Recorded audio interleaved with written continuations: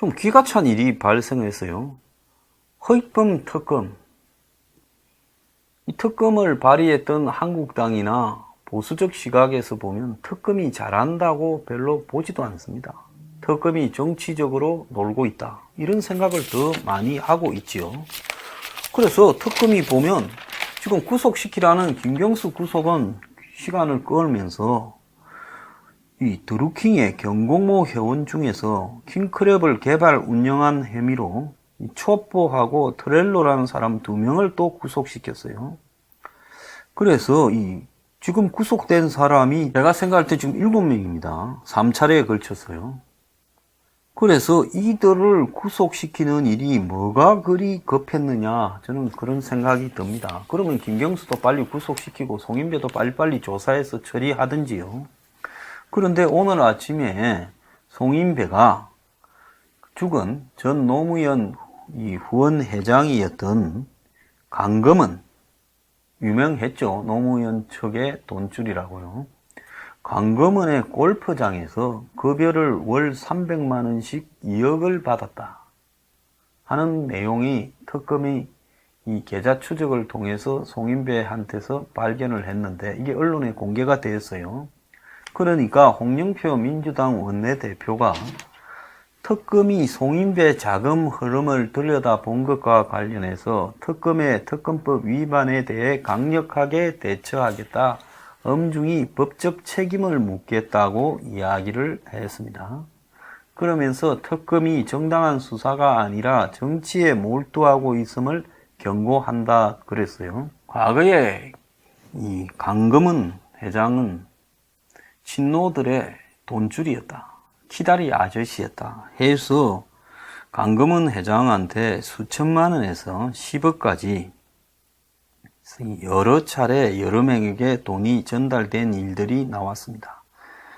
윤태영 전 대변인, 안희정 전 지사, 여택수 전 행정관 등이 다 강금은과의 부분에서 이렇게 돈 거래가 나왔지요. 그래서 특히 안희정은 추징금까지도 강금은한테서 지금 돈을 본인은 빌렸다 하는 돈 거래도 나오기도 했습니다. 그런데 송인배가 특검의 계좌 추적 과정에서 이 강금은 골프장에서 수년간 급여 명목으로 수억 원을 받은 정황을 포착하고 정치자금법 위반 여부로 조사를 하고 있다는 거예요. 자, 그 부분에 대해서 민주당 원내대표가 특검의 형태가 도를 넘고 있다, 송인배가 과거 민간기업에서 받은 급여가 정치자금에 해당되는지 확인하겠다고 한다, 위법행위다라는 거예요.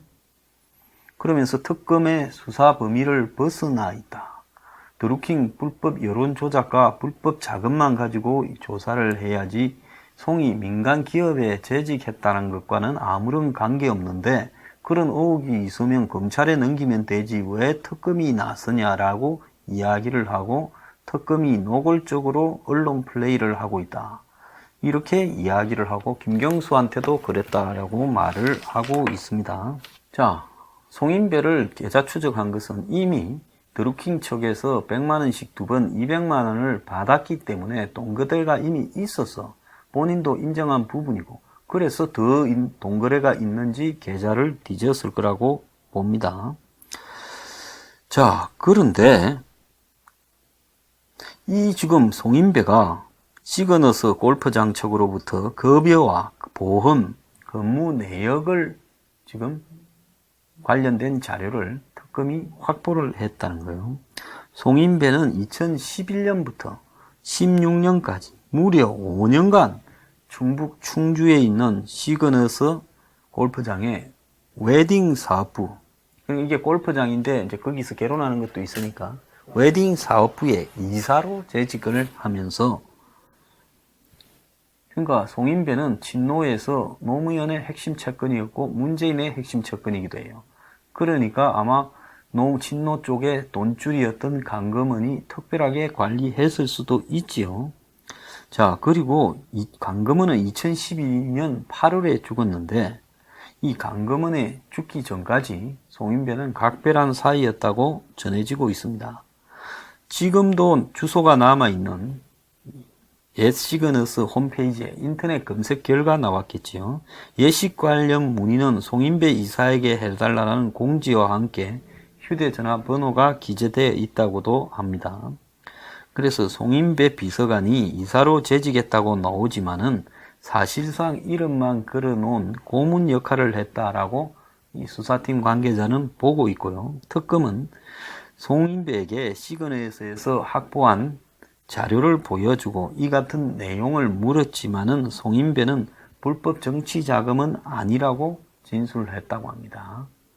자, 정치인이 잠깐 이제 야당이 되었을 때 자신들의 그 도와주던 기업인의 거기에는 뭐 여러 친노 핵심들이 다 돈을 니도 받고 내도 받았는데 그럼 그 돈이 정말 강금은이 돈인가 아닌가도 좀 궁금한 측면이 있습니다.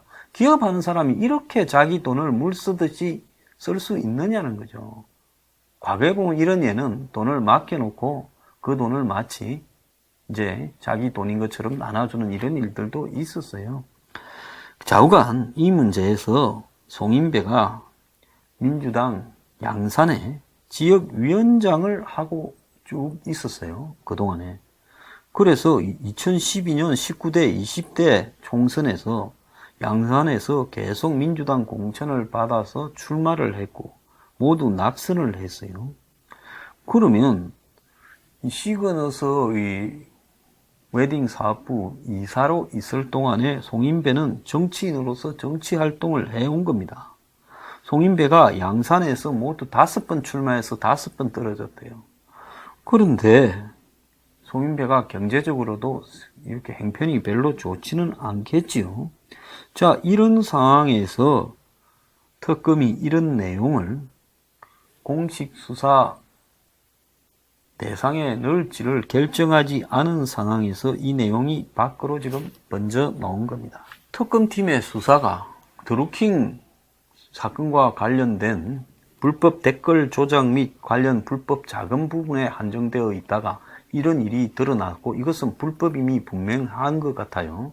그렇다면 이 문제를 특검이 검찰의 수사를 이첩을 해서 사법 처리를 하라고 하면 되는 부분이지 그런 부분에 대해서 내용을 이렇게 이야기하는 것 자체가 잘못됐다고 말할 거는 뭐 있어요? 송인배는 공인이고 지금 청와대에 나는 새도 떨어뜨리는 정무비서관인데 그런 공인에 대해서 특검이 수사 목적이 아니더라도 이런 일들을 공개할 수 있지. 뭐가 잘못된 거예요? 특검이 그래서 더 기소만 안 하면 되지. 그러지 않습니까? 그래서 그 공개를 가지고 특검에게 법적 책임을 묻겠다 어쩐다 하는 이야기. 그래 따지면 박근혜 전 대통령 국정농단 관련해서 최순실 등에 대해서 이 특검이 할 때 박영수 특검이 그때 박영수 특검이 밖으로 빼돌린 수사 진행 상황에 관한 내용이 한두 개였습니까? 자, 이명박 전 대통령 조사에 대해서 지금 특검도 아니고 검찰 수사 과정에 대해서 허구 헛날 종편이나 이런 데 내보내서 중계하지 않았습니까? 누가 누구한테 이런 걸 물을 수가 있어요. 자, 특검이 이런 사실을 확인한 것까지 불법이다? 저는 아니라고 생각합니다. 근데 오늘 아침에요, 중앙일보에 보면 대한민국은 압수수색 공화국인가 하는 기사가 칼럼이 하나 나왔어요. 자, 압수수색 한번 받아본 사람은 더럽게 기분 나쁩니다. 압수수색이요. 내가 아는 압수수색도 있고 모르는 압수수색도 있어요. 집으로 갑자기 오는 거나 사무실로 갑자기 오는 거는 내가 아는 압수수색이고 어느 날 갑자기 통신사에서 연락이 와서 당신의 계좌, 이 통화 내역을 문자 통화 내역, 그다음에 위치 추적 이런 부분을 영장으로 인해 가지고 언제 이렇게 조사했다 하고 한참 뒤에 나와요. 또 6개월쯤 뒤에 당신의 통장을 다 틀어봤다고 한참 뒤에 또 나와요. 저는 그걸 다 당해봤습니다. 계좌도 틀려보고 전화기도 틀려보고 집과 사무실도 틀려보고 다 틀려봤어요. 이런 게 틀리면 정말로 기분이 얼마나 더럽고 나쁜가에 대해서 이루 말할 수 없습니다. 그리고 거기에 불법성이 있어서 제가 검찰총장이나 대검 중수부장을 고소도 했어요. 왜 불법적으로 나한테 했느냐. 그런데요, 그건 뭐 누구한테 고소할 겁니까? 검찰에 가서 고소하잖아요. 그럼 그게 됩니까? 안 되는 거예요. 당하는 사람만 억울하고 가는 거예요. 그래서 이렇게 법이라는 것이 자의적으로 적용되는 것이 대한민국입니다. 제가 이 이야기를 하는 것은 송인배 부분에 대해서 자료가 공개됐다고 과거에 강금은이 골프장에 300만 원씩 받았다라고 직원이 아니면서 직원인 척해서 받은 거 아니냐 이 의혹이 제기되었다고 무슨 특검이 위법을 하고 있다라는데 지금 이 정권이 저지르고 있는 적폐청산 맹분의 불법이 얼마나 많은가에 대해서도 이야기를 좀 하는 겁니다. 압수수색을 해야 될 것은 해야 되겠지만은 정치적인 목적으로 광범위하게 이루어지고 있는 압수수색이 얼마나 많은가 하는 겁니다. 갑자기 검사하고 수사관이 와가지고요, 휴대전화, 컴퓨터, 차량, 서랍, 캐비넷, 금고까지 다 열어라 합니다. 그래서 완전히 그냥 내 사적인 부분까지 털려요. 그러고는 또 나중에 보면 조사할 때 본질과 관계없는 비본질적인 내용을 가지고도 또 썩 이렇게 흘리고 이렇게도 합니다. 그래서 한 번 당하고 나면 압수수색은 두 번 당하고 싶지 않다라는 생각이 든다는 거예요.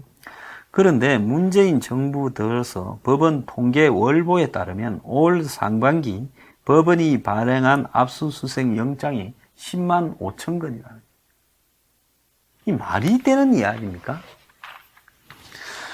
자, 그래서 반기 기준으로 6개월에 10만 5천 건이면 휴일을 빼면 매일 867건의 압수수색 영장이 떨어졌다는 거예요. 어느 정부든 집권 초에 군기를 잡는다고 이렇게 많이 뒤지고 있는데, 자, 박근혜 집권 첫 해인 2013년에 압수수색이 8만 건이었다는 거예요. 그런데 그때 이제 6개월에 이 정부 들어서 압수수색이 전방위로 지금 적폐청산한다고 이루어지고 있다는 겁니다. 최근에는 외교부까지 압수수색을 했는데 대법원이 사법농단을 하면서 상고법원 등의 문제로 외교부와 거래를 했는지 찾으려고 그랬다는 겁니다. 딴 것도 아니라 일제 강제징용 문제에 대한 부분이래요. 그래서 외교부 직원들이 이렇게 하면 외교 활동을 어떻게 하란 말이냐 하소연까지 했다는 겁니다. 검찰이 가져간 문서 중에 기밀로 분류된 외교 문서도 있는데 공무상 기밀로 분석한 문서는 기관장의 승낙 없이는 압수수색을 할 수 없음에도 불구하고 해갔다는 거예요. 그러면 강경화 장관이 제대로 된 사람이라면 목록을 제출하면 내가 자료를 줄 거니까 들어갈 때까지 압수수색을 하지 마라고 해가지고 맞서야 되는데 그러지도 않았고 그래서 외교부는 그냥 검찰에 순순히 다 틀렸다는 거예요. 자, 요즘 열심히 주구 노릇을 하는 검찰에 제가 이야기를 하고 싶습니다. 열심히 트는 사람들 나중에 사냥이 끝나면 사냥개는 어떻게 합니까? 잡아먹어요. 이 정권의 적폐청산에 대해서 그 적폐청산 과정에 대한 수사 또한 머지않은 시기에 다 이루어질 거고 누가 지시해서 적폐청산을 그렇게 열심히 했나 하는 부분까지도 반드시 이렇게 거론될 거라고 봅니다. 그때는 어떻게 답을 하려고 그러십니까? 요즘 공무원들 사이에서 녹취록이 유행한다는 겁니다. 틀림없이 정권 바뀌면 이제 또 조사가 들어올 건데 그래서 엄밀히 전화를 할 때도 녹취하고 전부 다 녹취를 하거나 적어 놓는다는 거예요. 왜 그런가 하면 나중에 시키는 대로 했을 뿐이다라고 하려 하면 시킨 내용을 반드시 적어놔야 내가 깜빵 안 간다 하는 게 유행이라는 거예요. 그래서 이 정권은 촛불로 해서 정의롭다 생각해서 남을 다 단죄하고 있는데 자, 그들이 그렇게 단죄하는 칼날이 정의로움다라는 것은 자기들의 주관적인 생각일 뿐이에요. 나중에 세상이 바뀌어서 반대 관점에서 보면 이것이 정치적 의도를 가지고 공작을 한 부분으로 또 될 수 있다는 겁니다. 이럴 때 녹취를 안 해놓으면 중간에 서서 시키는 대로 했던 사람들이 다 그냥 엿대는 거죠.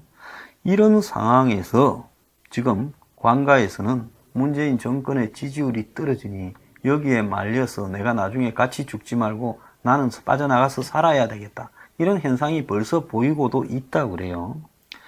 그래서 이 정권을 떠받치는 공무원들이 외교부 압수수색이나 각 부서별로 벌어지고 있는 꼴들을 보면서 도대체 외교부가 과거의 부서 차원의 업무로 외교관계에서 기반이 되는 업무로 법무부와 이야기한 부분을 가지고 지금 뒤져서 이걸 처벌을 하겠다. 자, 자기가 하는 업무 중에 나중에 정권이 바뀌었을 때 무사한 것이 몇 가지 되겠는가? 이제 이런 생각을 다 안 하겠어요? 다 하지요.